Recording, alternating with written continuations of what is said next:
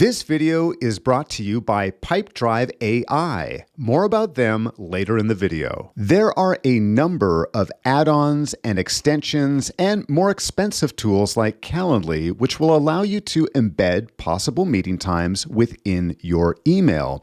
But did you know that you can do this absolutely for free within your Gmail account? Here I am composing a new message. I'm wanting to meet with someone this week, but I don't want to waste my time going back and forth discovering our availability.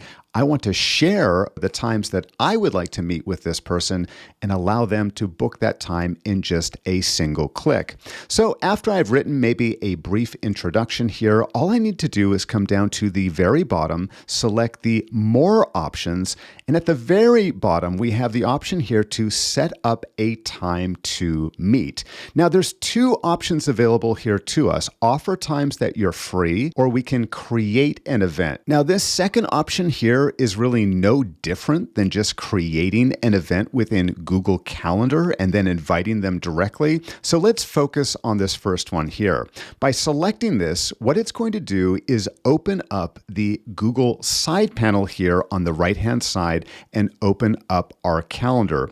You'll notice within the email, it's got a bit of a placeholder and it's giving us some instructions. Select times in the calendar sidebar for a one-to-one event.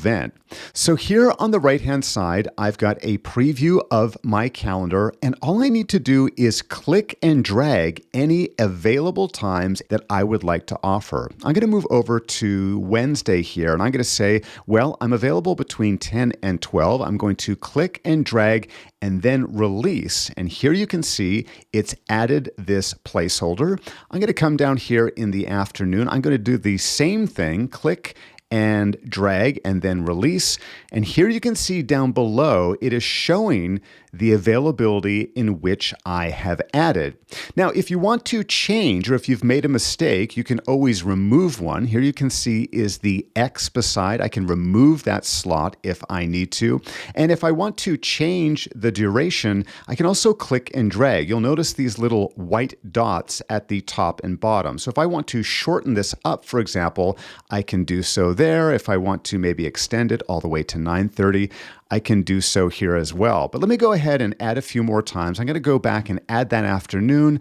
I'm going to maybe go out to Friday and say that I'm also available early Friday morning. I'm going to say 7 to 9. Now, this does not mean that I'm requesting a 2-hour meeting. I'm simply offering my availability slots. You'll see down below by default, it's going to select a 1-hour meeting, but we can come in here and change that anywhere from 15 minutes to a custom duration. I'm going to say 30 minutes in this particular example. And you can even see in the little graphic up above, it's split it into 30-minute increments. Now down below, we can also edit and add things as well. You can see here if I wanted to change any of these times or add additional times on a particular day, or simply remove it, I can do that down here as well. I just find it so much easier to click and drag. Let's say I want to just move this entire block up from 6 a.m. to 8 a.m. I'm going to move it back here. I just find it so much easier to do so up here. This is much better for seeing sort of a summary of the available times that I'm going to offer.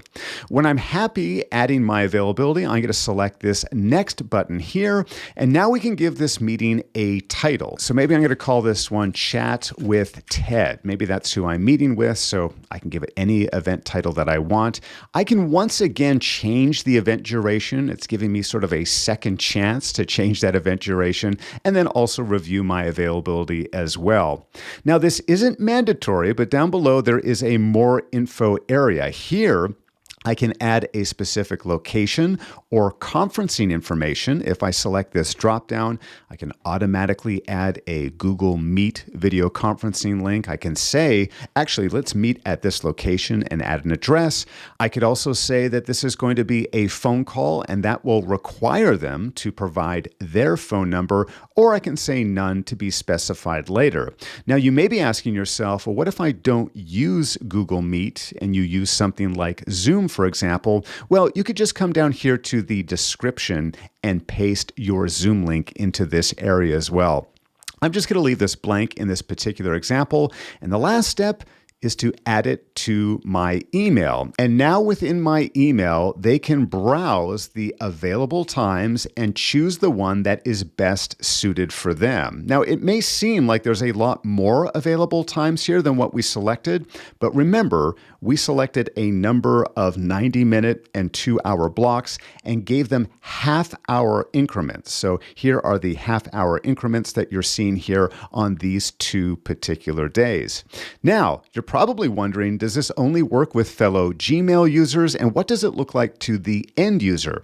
Let's go ahead and hit send on this email, and let me show you. We are now taking a look at what the receiver will see, and as you can tell, yes, this does not just work for Gmail or other Google users. You can safely use this feature with anyone that you are wanting to meet with. In this example, I'm using Outlook.com. So I'm going to go ahead and open this email, and here you can see it's everything that we saw in our last screen, just the way that we set things up. So they can come in here and browse the available times and say, yeah, Wednesday at 2 p.m., that works for me. If they click on that link in a new tab, they're going to be brought to this screen. Now, this is important because we want to confirm both their name and their email address for this particular event. This is especially helpful if for some reason that email got forwarded or sent to someone else. So this is really just a confirmation step. And as mentioned before, if we had made this a phone call, they would also be required to input their phone number. At this stage, they can say confirm. Jumping back to my email, here you can see I have just received an email notification saying that this event has been confirmed for 2 p.m. And if I open up my Google Calendar, here is this chat with Ted. Here is that meeting event. Now, one key thing that you will want to remember when it comes to sending out your availability, like the one that we did here in this example, it will not reserve any of those times on your calendar, nor will it check for any double bookings. So, for example, we made ourselves available or gave this individual available times of 7 a.m. through 9 a.m. on Friday. If I went ahead and booked other meetings or blocked out times within this 2-hour frame, and then they chose one of these slots, it would still proceed with booking that calendar event. So I would recommend that you limit the number of options that you give to your recipients, and also make sure that these are times that are going to remain open or remain available at least within the next 24 hours so that they can safely select that time and book a meeting with you. Now, if you're wanting to turn your calls and appointments into actual sales and new clients, I recommend checking out Pipedrive AI. Pipedrive AI gives your CRM almost magical abilities, including the option to analyze your entire sales pipeline and identify what is most valuable and what you should be working on next. It also includes great AI features such as writing your own emails and replying to customers and summarizing their information so you can determine who should you be reaching out to next. To get started with Pipedrive AI for free and to receive a special bonus just for Simpletivity users, click the link in the description down below.